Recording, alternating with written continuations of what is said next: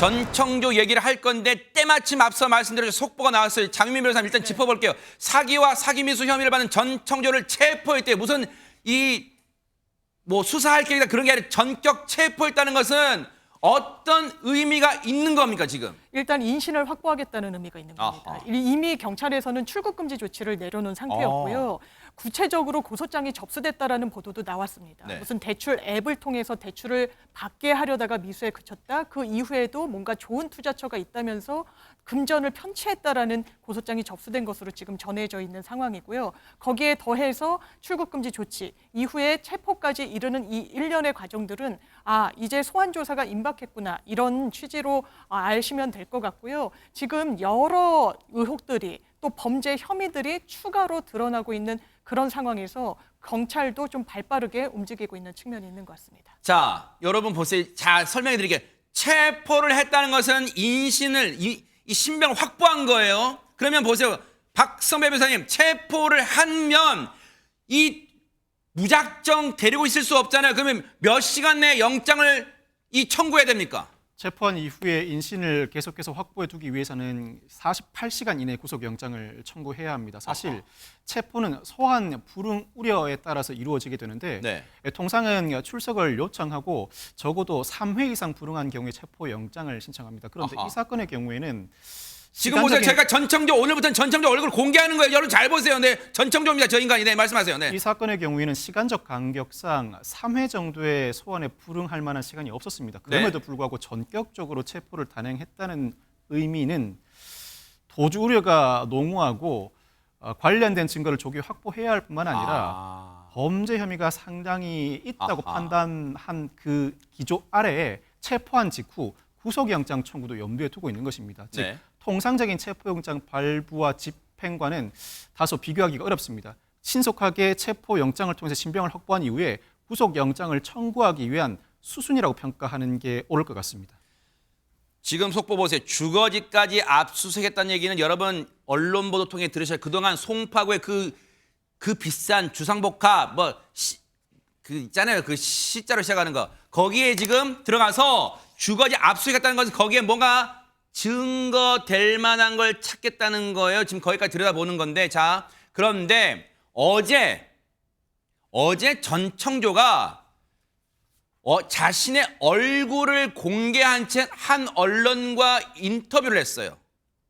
전청조가 지금 보세요. 전청조가 어제 인터뷰를 했는데 여러분 기억나시죠? 그 하루 전에 뭐였어요? 남현희 씨가 인터뷰를 했잖아요. 눈물의 인터뷰. 그런데 보세요. 지금 이 상황에 보면 너만 인터뷰하냐? 나도 인터뷰한다. 뭔가 이런 식이에요. 전청조가 지금 반박에 나선 꼴인데 이에 대해서 일단 남현희 씨가 했던 얘기부터 들려드리고 전청조의 반박 들려드릴게요. 일단 남현희 씨 얘기 듣고 이어가 보도록 하겠습니다. 근데 저는 그거를 허락한 이유는요. 예. 여성조선에서 어쨌든 저희가 인터뷰도 하고 사진을 찍어도 결국에는 이제 마지막 멘트가 그러셨어요. 그럼 이거는 파라다이스 홍보팀하고 제가 확인하고가 있었기 때문에 그 기자분이. 네, 그래서 나는 지금까지 어떻게 보면은 발견을 못했는데 그러면 확인이 되겠다였어요. 지금 남현희 씨 얘기는 제가 들려드렸지만 월간지, 그 유명한 월간지와 인터뷰를 하게 되면 이 전청조가 재벌 3세인지 여부를 확인할 수 있는 계기가 되겠구나라고 생각했다는 거예요. 이에 대해서 그럼 전청조는 어제 인터뷰에서 뭐라고 반박했습니까? 이담 아나운서. 남현희 씨가 주장하는 건 비교적 최근입니다. 최근에서야 이걸 알려고 시도를 했다라고 얘기했지만 전청조 씨의 이야기는 전혀 달랐습니다. 지난 2월에 이미 남현희 씨가 전청조 씨의 진짜 모습을 알았다는 내용입니다. 이 사건은 이렇습니다. 남현희 씨에게 이제 재벌 3세로 사칭을 하기 위해서 전청조 씨가 기자 역할 대행을 고용한 적이 있는데요. 이게 지난 1월입니다. 기자 역할 대행을 고용해서 식사를 하고 있는 자리에 와서 당신이 대한민국에서 가장 돈이 많은 사람 맞습니까? 라든지 어떤 얼굴 없는 CEO 맞습니까? 라든지 이런 질문을 해달라고 한 적이 있었는데요. 이 사실을 남현희 씨가 전청조 씨 휴대전화를 보고 나서 거짓말이라는 걸 알아챘고 그때 모든 걸 전청조 씨가 털어놨다는 겁니다. 전청조 씨의 주장입니다. 전청조 씨는요, 해당 인터뷰에서 자신이 유명 그룹의 혼외자이자 재벌 3세도 아니다라면서 할머니와 또 엄마와 자랐다라고 시인을 했습니다. 네. 7살 때부터 아빠가 없었다라고 얘기도 했고요. 본인이 여성이다라고 이야기하기도 했습니다. 네. 앞서 주거지 압수수색이 있잖아요. 그게 송파구에 있는 전청조 그 유명한 그 비싼 주상복합이 아니라 김포에 있는 집이라고 정정할게요. 그곳을 지금 압수수색을 하고 있다고 합니다. 그런데 자 보세요. 박성배 변호사님, 전청조는 남현희 씨가 올해 2월부터 자기가 재벌 3세가 아닌 걸 이미 알고 있었다. 혹시 이 시점을 놓고 옥신각신하고 있는 건 이게 왜 중요하기 때문에 지금 서로가 시점이 다른 거예요? 남현희 씨가 전청조의 실체를 언제 파악했느냐에 따라서 전청조의 사기 범행에 남현희도 가담했다고 볼 수 있을지 여부를 가르는 핵심적인 쟁점이 되기 때문입니다. 일찌감치 전청조의 실체를 알고 있던 상황이었다면 실제로 남현희 씨가 사기 범행의 직접 실행 행위를 가담하지 않았다고 하더라도 자신의 이름과 명성, 사업을 사기 행위의 빌미로 사용하는 걸 허용해 줬다는 의미입니다. 적어도 방조 혐의가 성립할 가능성이 상당히 높아지게 됩니다. 사실 남현희 씨가 어제 오전 언론 인터뷰를 통해서 상세하게 사안을 해명했는데 전청조 입장에서는 이 상황을 두고 볼 수 없었던 것 같습니다. 자신의 죄를 어느 정도 감경받기 위해서는 자신도 자신의 입장에서 사안 전반을 상세하게 설명할 필요가 있다고 보고 언론의 그 모습을 드러낸 것 같은데 남현희 씨의 가담 여부는 수사를 통해서 더 따져봐야 할 부분이지만 전청조는 적어도 피해자에 대한 사기는 어느 정도 자진해서 인정하고 있는 것 같습니다. 사기 범행을 저지르는 과정에서 사기 피의자의 전형적인 모습을 보여주는 것 같은데 인터뷰 과정에서 단순히 화려한 경력을 자랑하는 수준을 넘어서서 자신이 어려운 문제를 해결할 수 있다는 취지의 발언을 하고 모든 책임, 즉 피해자에 대한 모든 책임을 떠안겠다면서 진정성을 보여주는 모습을 보여줍니다. 이 모습이 바로 사기 피의자의 전형적인 모습입니다. 단순히 화려한 경력을 내세운다거나 어려운 문제를 해결함으로써 믿음을 얻는 수준을 넘어서서 자신이 진정성 있다는 모습을 보여주고 그 모습을 받아들일 때 피해자들은 속아 넘어가게 되는데 그러면서도 한편으로 인터뷰 과정에서 돈을 상당 부분 남현희를 위해 사용했다. 다른 사람에게 책임을 떠넘기는 모습도 빠뜨리지 않았습니다. 전청조가 자신의 얼굴을 드러내놓고 언론 인터뷰에 응했어요, 어저께. 그런데 이 자리에서 전청조는 이 부분만 반박한 게 아니라 또 다른 얘기도 남현희 씨 주장을 반박했는데 어떤 얘기인지 먼저 남현희 씨가 주장했던 내용 좀 들어보시고 이어가 보도록 하겠습니다. 여자의 친구로 그냥 정말 그냥 가족 같은 친구로 지내다가 그런 감정이 있는 상황에서 어느 날 이제 제 옆에 누워서 이제 본인이 남자라는 거를 노출을 시킨 거죠. 네. 성관계를 시도했다는 이야기인가요? 네. 저는 실제로 보지는 않았어요. 성전환 수술을 했다는 부분이 조금 당황스럽기는 했는데요. 친구로서 존중해주고 싶은 마음이 좀 컸었어요. 최근에 갈비뼈 수술을 한다고 했어요. 그래서 제가 같이 병원을 가주겠다라고 했더니 너가 오면 더 스트레스 받으니까 오지 말라고 그렇게 이야기를 했고 근데 나중에 다녀와서 보니까 이제 가슴 수술을 했더라고요.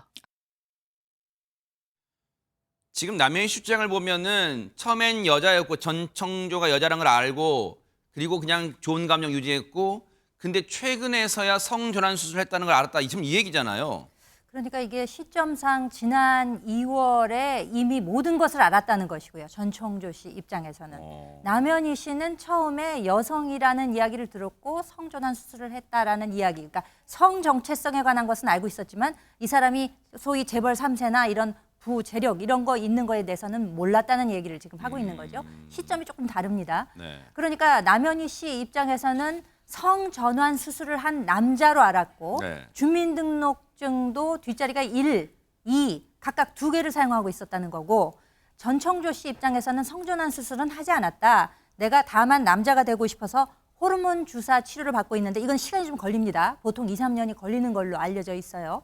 그리고 주민등록증도 지금 현재 2로 시작하는 것을 가지고 있다. 그렇기 때문에 나는 지금 그 과정을 거치는 중이고 이미 남현희 씨가 모든 상황을 알고 있었기에 당신이 이 가슴 때문에 여성으로 오해받을 수 있으니 가슴 절제 수술을 해라라고 권유를 받아서 가슴 절제 수술을 했다는 것이거든요. 남현희 씨가 권유했다는 거예요. 그렇죠. 그렇게 해서 수술을 하게 됐다. 왜냐하면 사랑하기 때문에 그 정도는 내가 감내할 수 있고 그래서 큰 결심을 해서 수술을 하러 갔던 것이다. 이렇게 이야기하고 있어서 겹치는 부분이 있고 서로 상반되는 부분이 있습니다. 네.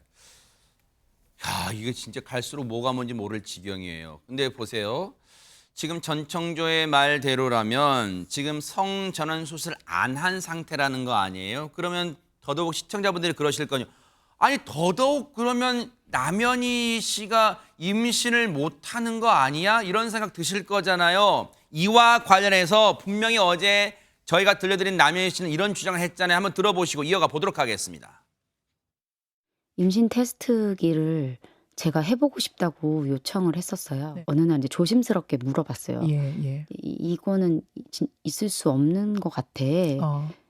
그랬더니 그랬더니 피 회사에 이제 본인은 혼외자라고 했으니까 노출이 안 된 아들이 있는데 태어날 때부터 좀 정상적이지 않아서 그 친구가 이제 성인이 됐는데 본인에게 그거를 이식을 시켜줬다고 했어요. 그러니까 고환 이식을 받았다. 네, 이것 또한 불가능한 거라고 느꼈지만 또 다른 한편으로는 그래도 대기업이니까 뭔가 그런 그렇게 가능할 수 있겠구나. 의학적으로 그런 부분에 아. 네, 더 할 수 있지 않았을까. 그런 상황이면은 산부인과 병원은 안 가보셨어요? 가보실 생각 안 하셨어요? 계속 산부인과를 못 가게 하니까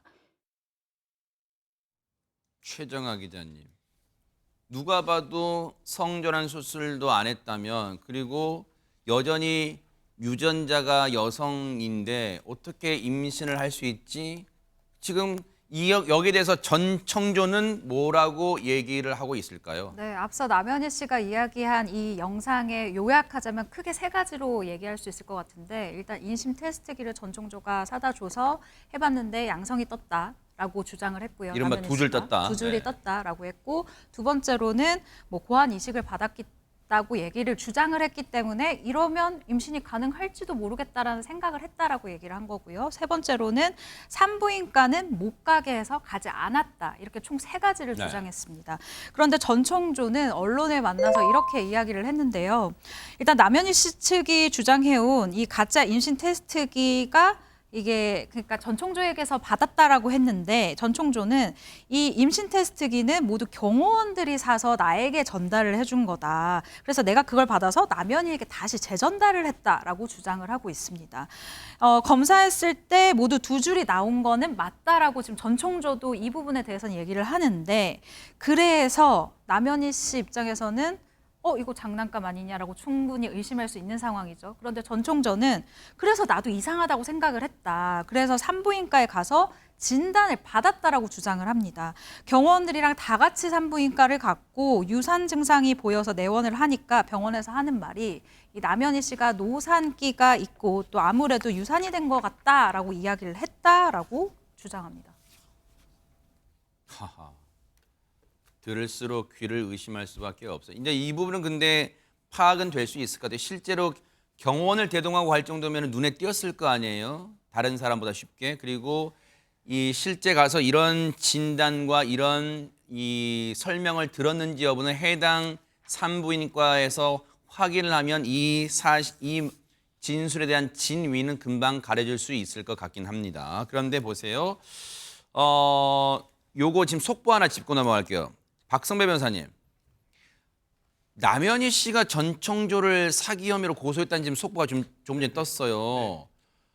자기가 어떤 사기를 당했다는 거로 해석할 수 있는 거예요? 남현희 입장에서는 전청조를 상대로 법적 조치를 하지 않을 수가 없었을 것입니다. 개인적인 배신감도 엄청날 수 있고 법적 조치를 취하지 않을 경우에는 범행에 가담했다는 평가에서 벗어나기가 어렵다는 판단을 한 것 같습니다. 일단은 직접적인 금전 피해가 있다면 사기죄가 당연히 성립합니다. 그렇지만 현재까지 언론에 보도된 바로는 남현희 씨가 직접적인 금전 피해를 입었다는 보도는 존재하지 않습니다. 그렇다면 생각해 볼 수 있는 법적 조치는 첫 번째로 펜싱 아카데미 운영 과정에서 전청조가 자신을 속여 업무를 방해했다는 혐의. 또 한 가지는 전 총조가 사기 범행을 저지르면서 남현이의 이름을 사용하는 과정에서 명예훼손 범행을 저질렀다는 부분. 네. 마지막 한 가지는 직접적으로 금전 피해를 입지 않았다고 하더라도 사기 미수는 충분히 성립할 수가 있습니다. 즉 전 총조가 자신에게 사업을 제안하면서 금전을 편취할 계획을 가지고 있었다. 직접 금전 피해는 입지 않았지만 하마터면 금전 피해를 입을 뻔했다는 사기 미수 혐의로는 충분히 고소할 수 있으니 구체적인 사실관계에 따라서 사기죄 구성 가능성은 열려 있다고 보입니다. 어쨌든 저 부분은 이제 앞으로 수사가 진행될 부분이니까 차근차근 짚어볼게요. 근데 앞서 그 남현희 씨 임신 가능성이 진짜로 가능할까 이제 그 얘기하고 있었는데 장유민 변호사님. 임신을 못하는 상태인데 임신이 됐었다고 지금 전청조 얘기는 유산이라는 얘기까지 써가면서 하고 있어요. 지금 이 얘기가 가능한 거예요? 완전히 진실공방 양상으로 번지고 있는데요. 전청조에 따르면 그렇습니다. 실제로 같이 산부인과를 갔고요. 임신을 했었지만 이 나이가 많아서 노산으로 유산됐다라는 설명까지 들었다라고 이야기를 하고 있습니다. 그것에 반해서 남현희 씨 같은 경우에는요. 이 라디오 방송과 인터뷰에서 본인은 이제 임신 테스트기에 2줄이 나왔을 때 임신했다라는 사실을 인지했고 실제로 임신한 줄 알아서 감기를 걸리거나 할 때도 약조차 복용하지 못했었다는 거예요. 그런데 나중에 이 상대방이 남성의 어떤 그 성적 정체성을 갖고 있지 못하기 때문에 임신이 아니구나라고 본인도 속았다라고 이야기를 하고 있거든요. 그러면서 또 전청조는 이런 이야기까지 합니다. 임신이 확실하다는 이야기를 하기 위해서 본인은 사실상 어떤 임신을 시킬 수 있는 상황은 아니지 않습니까? 그렇죠. 객관적으로. 그러니까 나는 남현이의 아이가 누구의 아이든 상관없이 어머나? 사랑하기 때문에 같이 기르려고 했다. 그 누구의 아이라도 나에게는 중요하지 않았다라면서 마치 남현희 씨가 다른 제3의 남성의 아이를 임신한 것과 같은 상황을 넌지시 암시하기도 했습니다. 근데 이게요, 박성배 변호사님, 이게 굉장히 지금 눈여겨볼 그 인터뷰 내용인 게, 물론 이게 맞다고 저희가 뭐 단언하거나 그런 건 아닌데, 지금 보세요. 그 애가, 왜냐면 전청조는 자기가 어쨌든 신체적으로 남현희 씨에게 임신을 시킬 수 있는 생물학적 구조는 아니라는 걸 인정한다는 거 아니에요. 그런데 같이 산부인과 갔더니 산부인과에서 한다는 말이 노산이라 유산한 것 같다. 그럼 유산을 했다는 얘기는 임신을 했다는 얘기잖아요. 근데 자신은 임신을 시킬 수 없는데 남현희 씨가 임신했다. 그렇다면 이게 내 애는 아니지만 누구 애든 상관없이 그냥 키우려고 했다. 이 말은 자신과 사귀고 있는 상황에서 남현희 씨가 쉽게 말하면 부정한 일을 저질렀다. 지금 그거를 은연중에 깔고 있는 얘기에 지금 어떻게 봐야 되는 거예요, 이거를? 그 뉘앙스를 풍기고 있습니다. 남현희 씨와 전청조 두 사람의 말 중 누구의 말이 사실인지는 분명치 않습니다. 아직까지는 수사가 진행 중인 상황인데 만약 전청조의 주장이 허위임을 전제로 한다면 전청조의 이와 같은 인터뷰 발언은 전형적인 사기 피해자의 발언이라고 할 수 있습니다. 자신은 남의 아이라고 할지언정 같이 기를 생각을 가질 만큼 진정성이 있는 사람임을 표현하면서도 은근히 상대방에게 부정행위 등 부정한 행위 자체가 존재했음을 그 뉘앙스로 풍기는 화법을 구사하고 있는 것입니다. 사기 범행 과정에서도 전형적으로 포착되는 사기 피의자들의 언행인데 이와 같은 언행이 인터뷰 과정에서도 묻어나온다고 할 수 있습니다. 보고 계십니까? 대박 사건. 네, 안녕하십니까? 김명준입니다. 여러분과 함께하는 뉴스파이터. 다양한 소식과 뉴스를 보고 싶으시면 화면 오른쪽을 꾹 눌러 구독해 주시길 바랍니다. TV로도 유튜브로도 여러분께 한 발 더 다가가겠습니다. MBN 뉴스와 뉴스파이터를 사랑해 주셔서 고맙습니다.